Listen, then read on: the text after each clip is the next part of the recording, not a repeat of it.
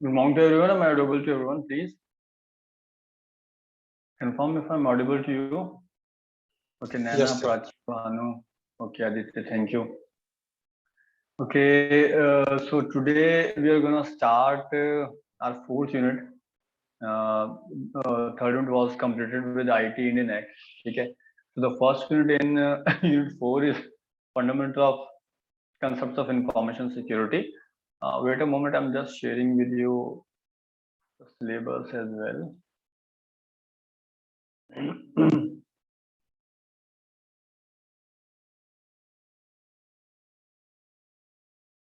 Okay, so here we can see like this is our unit 4 and this is our last unit, fundamental concepts of information security. We have to study about information warfare, जिसकी मैंने आपसे unit 1 में भी बात की थी कि किस तरह से वार जो है वो अब साइबर वॉर लड़े जाते हैं, ना कि फिजिकल वॉर। तो साइबर वॉर क्या है, वारफेयर क्या होती है, इंफॉर्मेशन वारफेयर क्या होती है, उसमें क्या कॉस्ट इंक्लूड होती है, कैसे डिजास्टर प्लान किया जाता है, क्यों प्लान किया जाता है। तो बहुत लंबी रूट नहीं है, मोस्ट प्रोबेबली इस वीक के अंदर इस रूट को खत्म कर देंगे and thereafter your syllabus would be completed after this week, है ना। Then we will have our MCQs, remaining MCQs and assignments as well, and then we can have our doubt classes and we can start from beginning in case you want to revise the syllabus, और जिनका छूट गया था, जिन्होंने class attend नहीं की थी, हम उनको दोबारा से मैनेज कर सकते हैं। ठीक है, we are going to start from the fundamental concepts of information security कि फंडामेंटल कॉन्सेप्ट क्या होते हैं। ठीक है, तो देखिए मैं आपको बता दूं कि इंफॉर्मेशन सिक्योरिटी हम क्यों पढ़ रहे हैं। देखिए साइबर वर्ल्ड के अंदर जहाँ पे सारे काम आपके जितने भी काम आप कर रहे हैं वो सारे के सारे आपके जो हैं इंटरनेट के थ्रू हो रहे हैं। ठीक है, ये आपका इंटरनेट है और ये आपकी कंपनीज हैं जिनसे आप दिन रात डील कर रहे हैं, चाहे वो अमेजोन है ना, फ्लिपकार्ट है, ठीक है, या और भी कोई कंपनी, बैंक हैं। ठीक है, बहुत सारी ऑनलाइन सर्विसेज का आप इस्तेमाल कर रहे हैं। दूसरे एंड पे ये आप हैं जिन्हें हम क्लाइंट्स कहते हैं, जिन्हें हम यूज करते हैं, कस्टमर्स भी कहते हैं। Sometime we also call them as customers. आप मैं जितने भी लोग हैं सब कस्टमर्स ही हैं।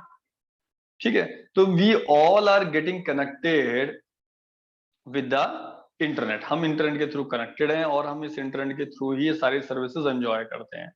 अब जो भी डेटा सर्कुलेट हो रहा है इंटरनेट के थ्रू, चाहे आपके मोबाइल फोन के थ्रू जा रहा है, लैपटॉप के थ्रू जा रहा है, किसी डेस्कटॉप के थ्रू जा रहा है, आपने कोई लॉगिन किया किसी बैंक की साइट पे तो आप वो एक ब्राउजर के थ्रू कर रहे हैं, ब्राउजर के थ्रू यानी क्रोम आप इस्तेमाल कर रहे हैं या फिर कोई आप और ब्राउजर इस्तेमाल कर रहे हैं, तो वो सारा का सारा डेटा बैंक को एक्सेस कर रहे हैं या फ्लिपकार्ट को एक्सेस कर रहे हैं या फिर अमेजोन को एक्सेस कर रहे हैं। तो ये सारा डेटा जो आप एक्सेस कर रहे हैं ये आप इंटरनेट के ओपन कर रहे हैं ओपनली।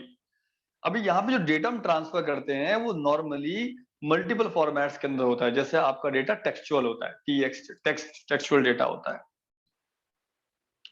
डेटा इमेज की फॉर्म में भी होता है, डेटा वीडियो की फॉर्म में भी होता है। There many things in many format you have data you are transferring. अब सवाल ये है कि अगर ये टेक्सचुअल डेटा है, सपोज करो आपका यूजर नेम पासवर्ड है, आप यूजर नेम और पासवर्ड का इस्तेमाल करते हैं किसी भी साइट को लॉगिन करने के लिए, जीमेल को लॉगिन करने के लिए, सपोज जीमेल को लॉगिन करने के लिए करते हैं, तो अगर ये नॉर्मली जैसा आपका सपोज को मेरा यूजर नेम जो है वो abc@gmail.com है, पासवर्ड मैंने 1 2 3 4 5 रखा, अगर ये मैं नॉर्मल फॉर्म के अंदर सेंड कर दूं इंटरनेट के थ्रू, तो कोई भी इसे बीच में इंटरसेप्ट करके इसे ट्रैक कर सकता है और ट्रैक करके देखेगा कि भाई ये तो उसे नॉर्मल यूजर नेम पासवर्ड है, वो आपके यूजर नेम पासवर्ड को एक्सेस करके लॉगिन कर सकता है कहीं से। तो ये जो इन्फॉर्मेशन हम सेंड कर रहे हैं ये बड़ी सेंसिटिव इन्फॉर्मेशन है। इस इन्फॉर्मेशन को हम कहते हैं सेंसिटिव इन्फॉर्मेशन, जिसके लीक होने से पैनिक क्रिएट हो सकता है, लॉस हो सकता है। तो ऐसी इंफॉर्मेशन को मुझे जो है सेव करके रखना बहुत जरूरी है, बचा के रखना बहुत जरूरी है। ये हमारा पहला ऑब्जेक्टिव होता है।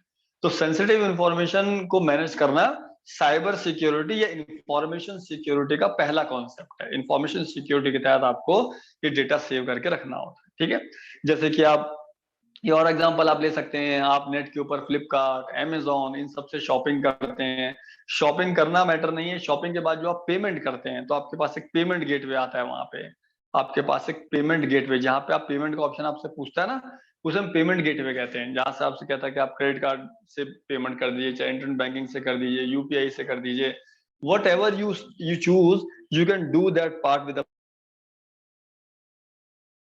आपको इन्फॉर्मेशन डालते हैं, जैसे कि आप अपने बैंक क्रेडिट कार्ड का नंबर डालते हैं या डेबिट कार्ड का नंबर डालते हैं, पासवर्ड डालते हैं, इंटरनेट बैंकिंग के अंदर पासवर्ड डालते हैं, यूपीआई की आईडी डालते हैं या ओटीपी डालते हैं, ये सारा डेटा बहुत कॉन्फिडेंशियल होता है। और अगर ये लीक हो जाएगा, रिलीज हो जाएगा, तो कोई भी बंदा आपके अकाउंट को हैक करके उसमें से वो मनी वगैरह ले सकता है। और आप देखते हैं कि दिन रात ऐसे फ्रॉड होते हैं, ऐसी बहुत सारी न्यूज आपके इर्द गिर्द आती होंगी और आप उन्हें पढ़ते भी होंगे। तो देखिए, सबसे इंपॉर्टेंट टास्क ये है कि जो भी इंफॉर्मेशन का फ्लो है, सेंसिटिव इंफॉर्मेशन का फ्लो है इंटरनेट के ऊपर, उसको सिक्योर बनाया जाए, उसको सिक्योर बनाया जाए। So that is our major objective, ठीक है। इसी वजह से जो इंफॉर्मेशन सिक्योरिटी है, उसके बेसिक्स हम लोग क्या कर रहे हैं, स्टडी कर रहे हैं, ठीक है।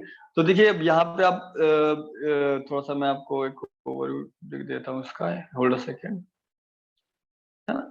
जैसे देखिए, इंटरनेट के क्लाइंट जो है 3.4 बिलियन जो है 2016 में क्रॉस कर गए थे, ठीक है। जब और तकरीबन 200 नेशंस के लोग इसे एक्सेस करते हैं। अगर मैं इंडिया की बात करूं, मैं ज्यादा दूर नहीं जाता, हम वर्ल्ड की बात नहीं करते। हम अगर इंडिया में देखें तो आज के वक्त में ऐसा कोई शख्स होगा जो कि शायद जिसके पास पेटीएम का अकाउंट ना हो। एक छोटे से आप वेंडर को देखते हैं जो चाय का ठेला लगाता है, वो भी पेटीएम से पेमेंट एक्सेप्ट करता है, या यूपीआई से, गूगल पे से। तो अभी everybody is using the internet for its financial transaction, ठीक है। इसके अलावा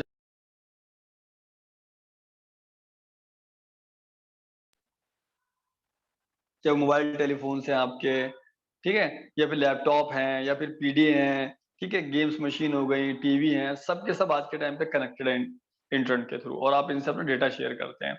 आज के वक्त में कोई भी जोग्राफिकल बाउंड्रीज नहीं है, यानी कि हम किसी कंट्री, किसी स्पेसिफिक रीजन के अंदर रह के कोई चीज सर्फ नहीं कर रहे हैं, हम इन चीजों से बाहर आके सर्फ कर रहे हैं, ठीक है। तो इन जगहों पे बहुत सारे रिस्क भी एसोसिएट होते हैं। मैंने जो आपको बताया कि जो भी हमारी वैल्यूएबल इंफॉर्मेशन होती है, उसके लॉस होने की प्रोबेबिलिटी बहुत ज्यादा होती है, या स्टोल होने, चुराए जाने की, ऑल्टर होने की, चेंज होने की, मिस यूज होने की। अभी इन सब चीजों को हमें, ये सब यानी कि आपकी जो इन्फॉर्मेशन है वो क्या है, वल्नरेबल है,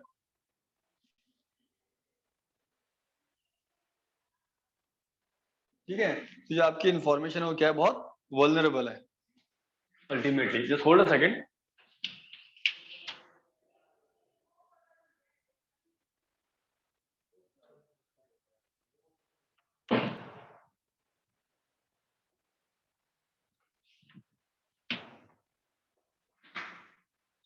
सॉरी फॉर द डिले, ठीक है। तो हमारी इंफॉर्मेशन जो है वो वल्नरेबल है। अब हमें इस इंफॉर्मेशन को हमें क्या करना है, सेव करना है। हमें इस इंफॉर्मेशन क्या करना है, सेव करना है, ताकि कोई उसे चुरा ना सके या हमारी ऑथराइजेशन के बगैर उसे यूज ना कर सके, हमारी परमिशन के बगैर उसे यूज ना कर सके।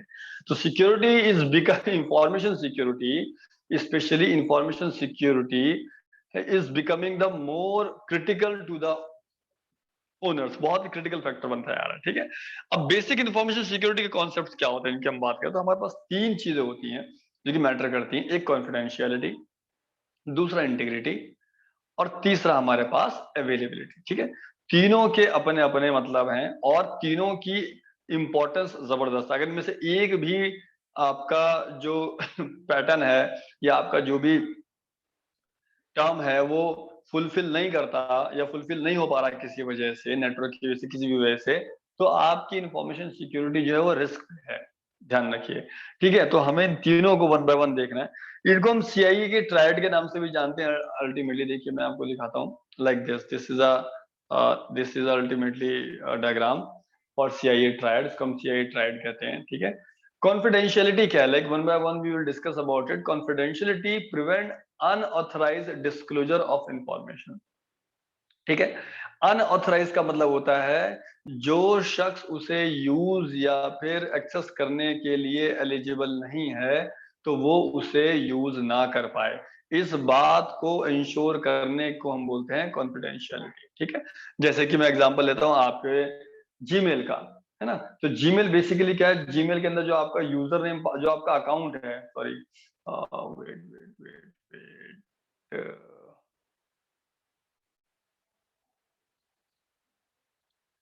जीमेल का जो अकाउंट है, उसको सिक्योर करने के लिए जो आपके पास पावर आपके पास है वो क्या है कि आपको जीमेल ने एक यूजर नेम पासवर्ड दिया हुआ है। वो यूजर नेम पासवर्ड क्या कर रहा है, बेसिकली आपके अकाउंट को सिक्योर कर रहा है। अगर वो यूजर नेम पासवर्ड किसी और के पास चला जाए तो ऑब्वियसली आपका जो क्या कहते हैं डेटा है वो एक्सेस कर सकता है, उससे किसी को एक खराब या मेल भेज सकता है जो कि किसी और को एक तरीके से हर्ट करे, या किसी अकाउंट का लॉस, आपके फाइल्स जो डेटा उसके अंदर पड़ा हुआ उसको डिलीट कर सकता है। There are many things. तो कॉन्फिडेंशियलिटी को बरकरार रखने के लिए जीमेल ने आपको एक यूजर नेम पासवर्ड की फैसिलिटी दी है। अब उस यूजर नेम पासवर्ड को सेव करके रखना आपकी जिम्मेदारी। It is your job to save that password ultimately, ठीक है। Second thing is integrity. Integrity, what is basically integrity? Integrity is all ensuring that the data cannot be modified in an unauthorized manner, ठीक है। Integrity का मतलब होता है, देखिए कि अगर सपोज करो डेटा किसी एक एंड पे हमारे पास किसी फॉर्म में अवेलेबल है, तो अगर हम उसे दूसरे एंड पे देखें तो उसी फॉर्म में हमें पे अवेलेबल होना चाहिए, है ना। जैसे कि मैं, जैसे आपने कोई सीडी राइट करी, मैं आपको बहुत छोटा एग्जांपल दे रहा हूँ, हटके एग्जांपल दे रहा हूँ थोड़ा सा। आपने एक सीडी राइट करी, उसके ऊपर कोई डेटा राइट किया, तो जो डेटा आपने राइट किया था, सीडी राइट करने के बाद अगर दोबारा आप वो डेटा को देख रहे हो तो आपको वही डेटा मिले जो कि आपने राइट किया, तो हम कहेंगे यार डेटा जो है वो इंटीग्रेटेड है, डेटा चेंज नहीं हुआ, डेटा लॉस नहीं हुआ, डेटा मैनिपुलेटेड नहीं हुआ, ठीक है। तो डेटा की अवेलेबिलिटी बोथ एंड में कॉमन रहे, दिस इज कॉल्ड इंटीग्रिटी, ठीक है। तो इंटीग्रिटी कहती है कि जो भी इंफॉर्मेशन, पहली बात तो इंफॉर्मेशन मॉडिफाई ना हो, और अगर किसी वजह से इंफॉर्मेशन को मॉडिफाई करने की जरूरत पड़ रही है तो वो एक ऑथराइज चैनल से हो, उस बंदे के थ्रू हो जो कि उसे मॉडिफाई करने के लिए क्या है, ऑथेंटिकेटेड है, या क्या है बेसिकली जेन्युइन पर्सन है अल्टीमेटली। यानी जैसे आप हैं, आप अगर कोई मेल आपने भेजा तो लगता नहीं यार इसमें कुछ गलती हो गई, मुझे मेल दोबारा भेजना चाहिए, तो आप ही भेजो, आपके मिल जाए, तब वो मेल बेसिकली जेन्युइन मेल मानी जाएगी कि आपके मॉडिफिकेशंस हुए डेटा के अंदर वो जेन्युइन है। अगर कोई और कर देगा तो वो जेन्युइन नहीं माने जाएंगे। तो इस तरह से हमें डेटा की इंटीग्रिटी को भी मेंटेन करना होगा, ठीक है। Third is basically availability. Availability का मतलब होता है कि जो भी इंफॉर्मेशन आपने कहीं स्टोर कर रखी है, रिटेन कर रखी है किसी भी एंड से, उस इंफॉर्मेशन की अवेलेबिलिटी हमेशा बनी रहे जब भी चाहिए। ऐसा ना हो कि जिस टाइम पे हमें इंफॉर्मेशन की अवेलेबिलिटी हमें चाहिए और हमें इंफॉर्मेशन अवेलेबल ना आ पाए। दूसरी बात, इंफॉर्मेशन की अवेलेबिलिटी ऑथराइज यूजर के लिए ही रहे, should be available to the authorized people only. ऐसा ना हो किसी और शख्स के लिए, किसी कोई भी अनऑथराइज बंदा जो आपकी इंफॉर्मेशन को एक्सेस कर सके। सो दिस बेसिकली पिरामिड और triad is called CIA triad. तो हमेशा ख्याल रखें, आपसे पूछा जाता है कि इंफॉर्मेशन सिक्योरिटी के 3 बेसिक फंडामेंटल प्रिंसिपल कौन से हैं। तो पहला आपका कॉन्फिडेंशियलिटी है, दूसरा आपका इंटीग्रिटी है, तीसरा आपका अवेलेबिलिटी है। इन तीनों को मेंटेन करना ही इंफॉर्मेशन सिक्योरिटी का बेसिक टारगेट होता है। जितने भी टूल्स आते हैं इंफॉर्मेशन सिक्योरिटी के, जो भी बेस्ट प्रैक्टिसेस किसी इंडस्ट्री में फॉलो की जाती हैं, उन सबको हम इस तरह से मैनेज करते हैं, ठीक है। ठीक है, इसके अलावा देखिए आपका फिर नेक्स्ट क्या है। नेक्स्ट आपका देखिए कि जो कॉन्फिडेंशियलिटी है वो ऑथेंटिकेशन को मैनेज करती है, ठीक है, और ऑथराइजेशन को मैनेज करती है अल्टीमेटली। नॉन रिपीटेशन का मतलब होता है data can not be change.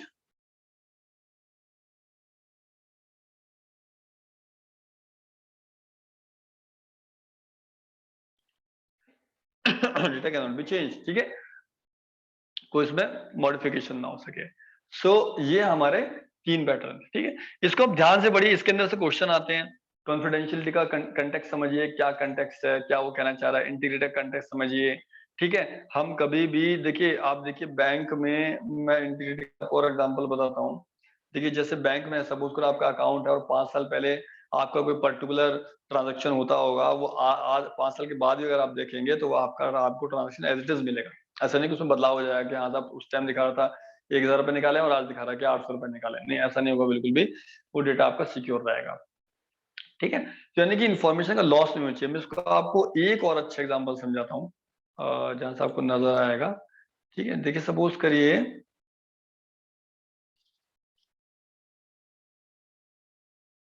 हमारे पास 2 अकाउंट है, एक हमारे पास अकाउंट ए है, एक हमारे पास बी है। अकाउंट ए के अंदर इनिशियली जो बैलेंस था उसकी वैल्यू 1,000 रुपीज थी, और अकाउंट बी के अंदर जो बैलेंस था उसकी वैल्यू 2000 रुपीज थी। ठीक है। मैंने क्या किया, अकाउंट ए से अकाउंट बी में ट्रांजेक्शन किया, 200 ट्रांसफर किए। तो मैंने क्या किया, ए में से 200 रुपए 200 रुपीज जो है वो माइनस करके ट्रांसफर कर दिए किसके अंदर, बी के अंदर। ठीक है। तो ये हो गया, sorry, B is equal to A minus 200, कि बी के अकाउंट में ए के अकाउंट से 200 रुपए माइनस करके हमने दे दिए। ठीक है। तो जो हमारे पास फाइनल वैल्यू बची बी ए की, वो हमारे पास कितनी बची बताइए, एनी आइडिया? अगर ए के अंदर हमारे पास 1000 रुपीज थे, ए डॉट बैल कर देते हैं इसको बैलेंस, और ये आपका बी डॉट बैल हो जाएगा बैलेंस। ठीक है। तो हमारे पास 1000 रुपीज थे और ए में हमारे पास 200 रुपए जो है हमने ट्रांसफर किए बी के अंदर, तो अब ए के अंदर कितने पैसे बच गए? How much money left in account ए?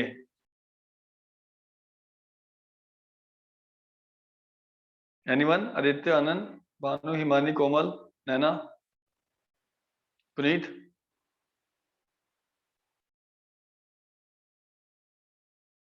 ठीक है। देखिए एक एक के अंदर हमारे पास आई थिंक व्हाट इज एक एक के अंदर हमारे पास जो 800 रुपीज बच गए। ठीक है। सिमिलरली बी के अंदर वो पैसे ऐड हुए हैं, तो बी के अंदर 2000 प्लस 200 कितने होगा, 2200 रुपीज होगा हमारे पास। अब आप अगर देखें तो अकाउंट ए में, सॉरी, ट्रांजेक्शन से पहले दोनों अकाउंट का एडिशन क्या था, 1000 रुपीज प्लस 2000 रुपीज, ये 3000 रुपीज। ठीक है।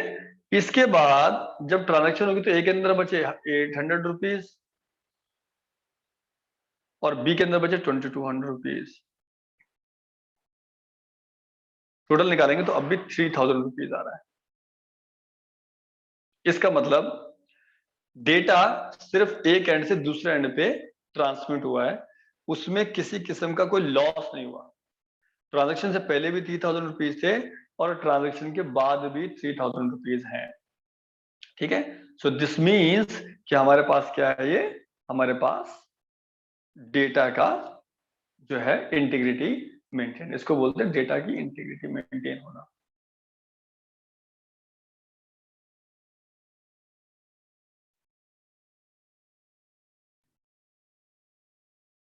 ये मैंने जो आपको समझाया ना, ये डेटाबेस के कॉन्सेप्ट से समझाया थोड़ा, लेकिन ये यहाँ पे एप्लीकेबल है, इसी तरीके से काम करता है। ठीक है। सो whenever you are going to access about it, you will see कि CIA ट्रायड जो है, कॉन्फिडेंशियलिटी जो है, कौन अब ये इसमें ये मतलब नहीं कौन सा हाई प्रायोरिटी पे होगा। देखिए हाई प्रायोरिटी पे तीनों ही है अल्टीमेटली। आपको कॉन्फिडेंशियलिटी को उतनी इंपॉर्टेंस देनी है, आपको इंटीग्रिटी को भी उतनी इंपॉर्टेंस देनी है, और आपको अवेलेबिलिटी को भी। सपोज कीजिए आपके पास जो डेटा है वो कॉन्फिडेंशियलिटी भी मेंटेन कर रहा है और आपका इंटीग्रिटी भी मेंटेन कर रहा है, लेकिन आपके पास जो अवेलेबिलिटी है वो अवेलेबल नहीं है उस टाइम पे। ठीक है। डेटा अवेलेबल हो नहीं पा रहा है, तो फिर मैं क्या करूंगा इस डेटा का? मेरा गोल है कि एनी हाउ इंफॉर्मेशन अवेलेबल भी हो और सही पर्सन के थ्रू एक्सेस हो, उसमें किसी किस्म का कोई चेंज ना आए, कोई बदलाव ना आए अल्टीमेटली। और उसके लिए हम जो भी मेथड अप्लाई करते हैं सीआई ट्रायड के अंदर, अब इन प्रैक्टिसेस को इन्वॉल्व करने में, यानी कि डेटा को कॉन्फिडेंशियल बनाने में, ठीक है, और डेटा की इंटीग्रिटी मेंटेन करने में, ठीक है, कॉन्फिडेंशियलिटी मेंटेन करने में, इंटीग्रिटी मेंटेन करने में, अवेलेबिलिटी को मैनेज करने में, तो इन तीनों चीजों को मैनेज करने के लिए हम डिफरेंट डिफरेंट मेथड्स का इस्तेमाल करते हैं। हालांकि हमारे सिलेबस के स्कोप से बहुत बाहर है कि कौन कौन से मेथड्स हम लोग स्टडी करेंगे, कौन से मेथड हम अडॉप्ट करते हैं, but still we will see them. हम उन्हें थोड़ा टाइम मिलेगा तो मैं इसको डिटेल में आपको बताऊंगा। बट फिलहाल आप ये समझे कि कॉन्फिडेंशियलिटी का मतलब क्या है, इंटीग्रिटी का मतलब क्या है और अवेलेबिलिटी का मतलब क्या है, और इन तीनों सीआई के ट्रायड के होने की वजह से आपके नेटवर्क पे इंफॉर्मेशन कितनी सिक्योर रहती है। This really counts, this really counts ultimately. ठीक है।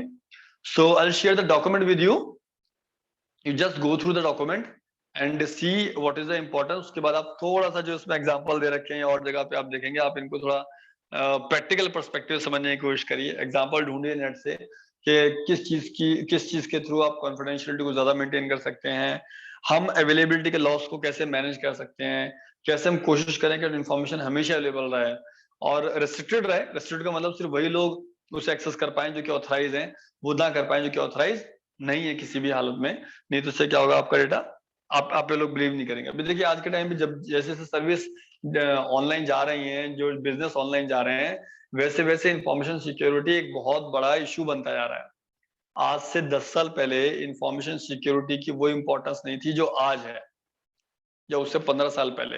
हालांकि इंटरनेट देखिए 95 से आपके पास है, 94 95 से इंटरनेट की दुनिया अवेलेबल है, लेकिन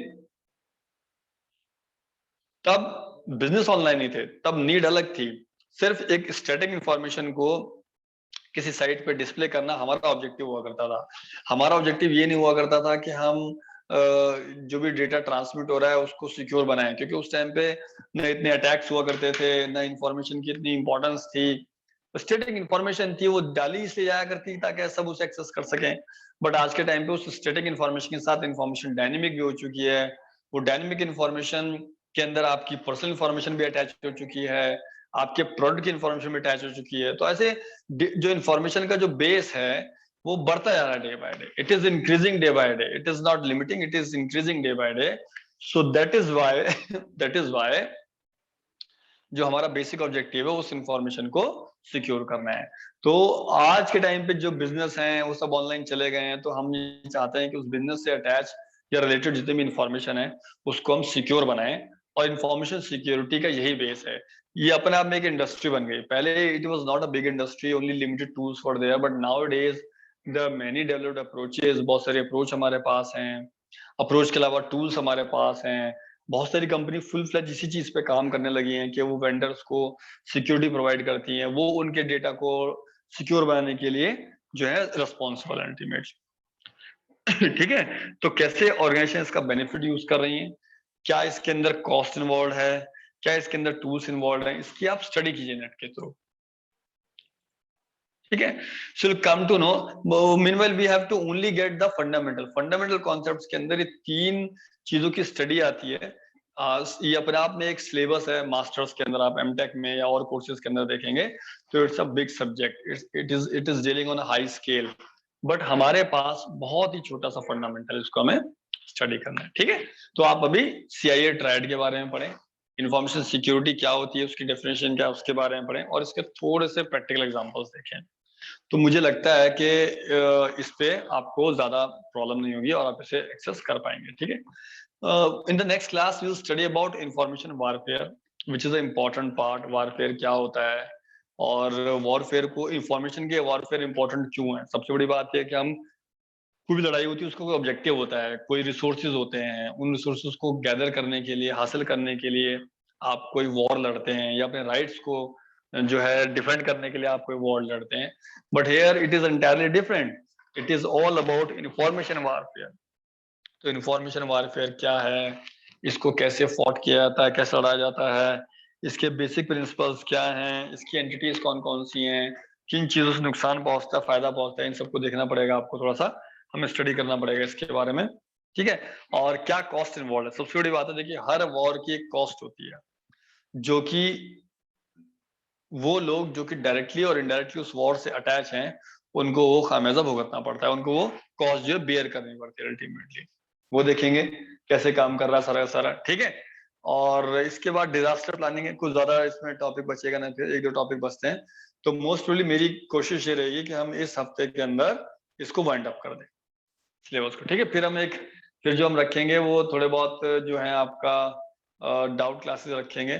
तो आप प्लीज गो थ्रू कीजिए, डाउट क्लासेस पूछिए, और जो भी डाउट्स आपके हैं एग्जाम से पहले हमें एक चीज क्लियर करनी है।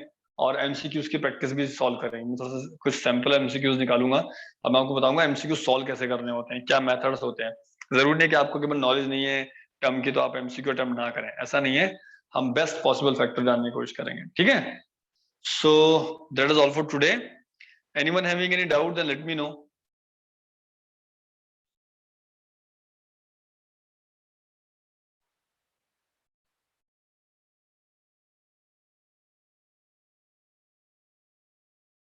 और we are going to end the class. Anyone having any doubt, please?